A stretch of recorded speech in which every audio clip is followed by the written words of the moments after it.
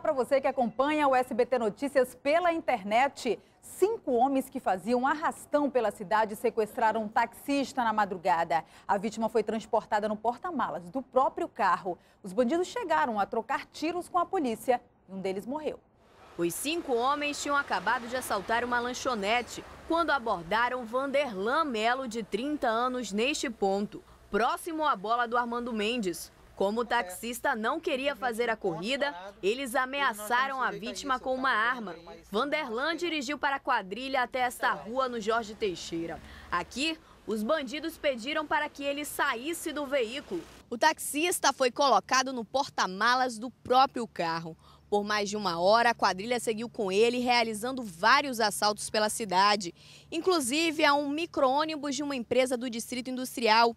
E foram essas vítimas que acionaram a polícia. Eu percebia que as portas estavam abertas, em questão de 2 minutinhos elas fechavam e dava para mim saber que eles estavam assaltando pelo fato das conversas deles, que eles viam as pessoas na rua com bolsa, celular, e abordava as pessoas rapidamente e roubava e saía cantando pneu. Bandidos e policiais militares trocaram tiros.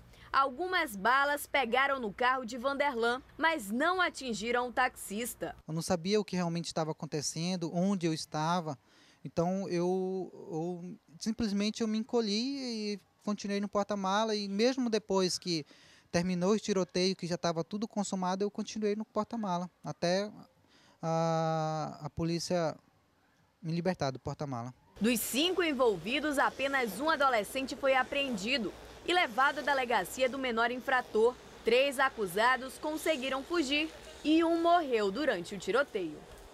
Renata Gonçalves de Paula, de 30 anos, e Eric Silva dos Santos, de 18, foram presos no bairro Nova Vitória, Zona Leste. A dupla tinha 2,5 kg de maconha prensada, 5 munições calibre 38, R$ 1.490 em espécie, uma TV LCD, uma balança de precisão e um aparelho celular. Renata vai responder por tráfico de drogas, associação para o tráfico e posse ilegal de munição.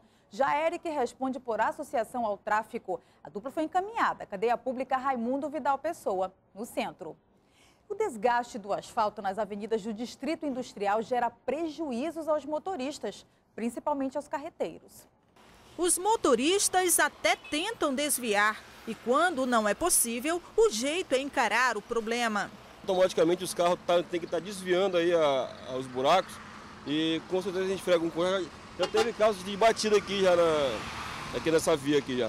Em alguns pontos do Distrito Industrial, asfalto não existe mais. Os buracos estão dando lugar às crateras no meio das avenidas. Para quem mora nas proximidades, convive diariamente com a situação e já tem prejuízos. Muito buraco assim nas ruas e de vez em quando a gente tem que dá uma enchida no pneu, às vezes fura o pneu, assim, muito buraco. O faturamento vai para as autopeças e borracharias que só lucram todos os dias. Seu Ari atende em média 10 clientes e já vai ganhar R$ 50 pela troca do jogo de lanternas traseiras. Quebra, né? Olha, só tô acabando de trocar, foi um serviço no caminhão porque quebrou os buracos, né?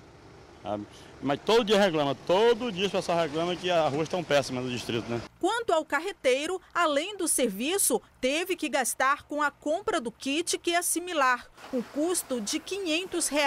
As obras de tapa-buracos deveriam ter sido realizadas em 2009 e até agora as imagens mostram outra realidade.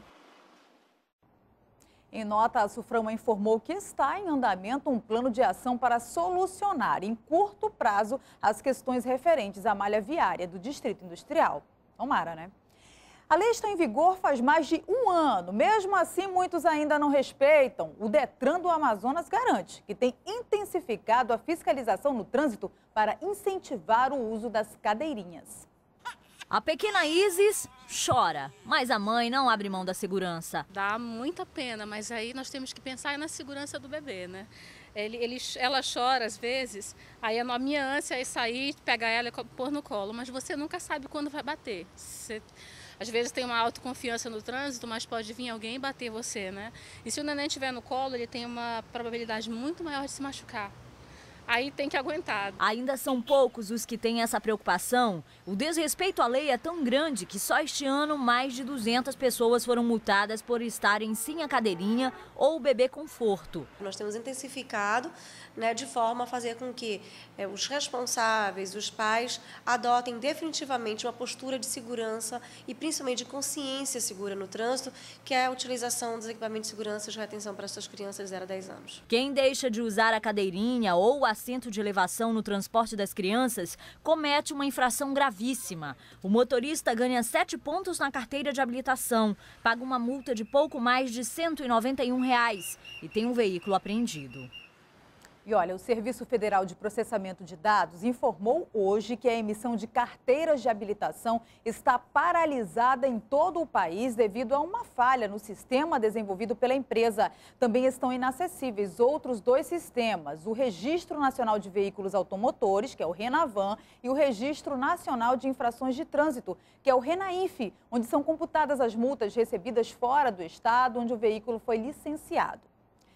Deficientes físicos que dependem dos ônibus com acessibilidade, aqueles que têm elevadores, reclamam da falta de paciência e também do despreparo de motoristas e cobradores.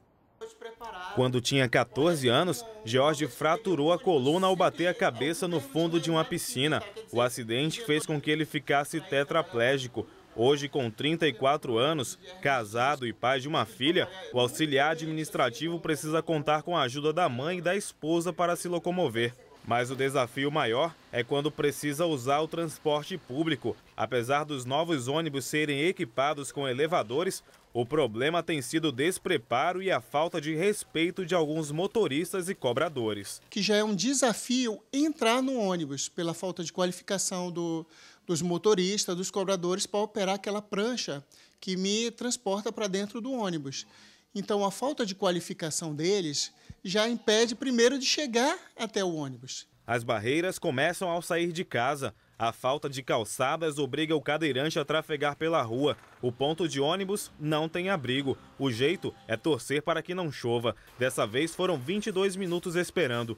Mais 2 minutos e 20 segundos foi o tempo que a cobradora levou para fazer toda a operação até George ficar em segurança dentro do veículo.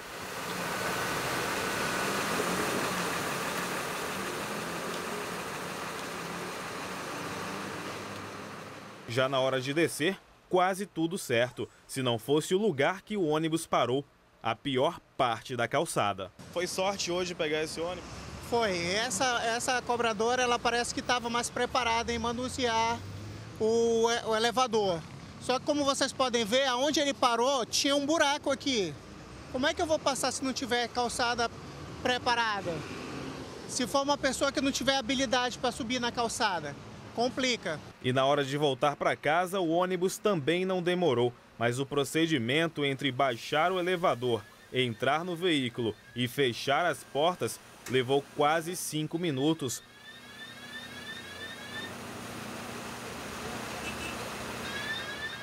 O que revela o despreparo da funcionária. Após algumas tentativas, até que enfim deu certo. E a maioria das vezes eu saio com ele porque eu fico preocupada, porque teve um episódio que nós fomos pegar o ônibus e a moça, em vez de... Ela abaixou a prancha, entendeu? E recolheu toda a prancha, ele quase cai de cima da prancha. Já a SMTU afirma que existem hoje quase 1.100 ônibus com acessibilidade e não tem tido reclamações por parte dos usuários quanto à utilização dos equipamentos. Nós da SMTU não temos recebido nenhuma reclamação acerca da manutenção dos elevadores, a sua funcionalidade. Então, presumimos que as empresas operadoras estejam dando uma boa manutenção e atendendo bem os usuários desses elevadores nos ônibus. A SMTU afirma que não tem recebido reclamações, mas nós mostramos na reportagem o quanto é grande a falta de estrutura para transportar os cadeirantes no transporte público. Se isso é atender bem aos usuários, me perdoem. Fica aí a nossa denúncia e você também pode denunciar. O número para reclamações é o 118. A seguir, você vai saber as principais causas da gastrite, como evitar essa doença e ainda a situação da enchente no Amazonas. Segundo o INPA, este ano o Rio Negro deve chegar próximo à marca da cheia histórica de 2009. Até já!